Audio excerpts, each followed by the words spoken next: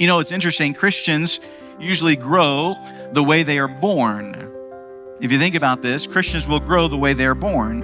If they're born in an atmosphere of a dictatorial leadership, they kind of grow up depending on man's wisdom and strength. They grow up depending upon an individual instead of depending upon God. And what we find here is these Judaizers were trying to teach people, hey, you don't need to depend upon God. You just depend upon us. We'll tell you what is right. We'll tell you what you need to know, what you need to hear.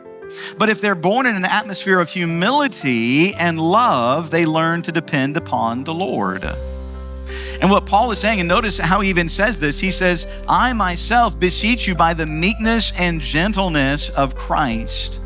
Again, these Judaizers were they were overbearing in their attitude. They were basically kind of coming in and saying, hey, you either do it our way or you're lost, right? If you don't do it the way that we say, if you don't do it the way that the law has said and all these different things, if you don't follow all these different things, then you can't be saved. And Paul is saying, wait a second, hold on. Paul wanted those who had put their faith and trust in Jesus Christ to trust the Lord. Not trust in a man, not trust in an individual, not trust in a church, but to trust in God. He wanted them to put their trust in Jesus Christ and to follow him. And so even Paul himself, he deliberately is even playing down his own authority and ability.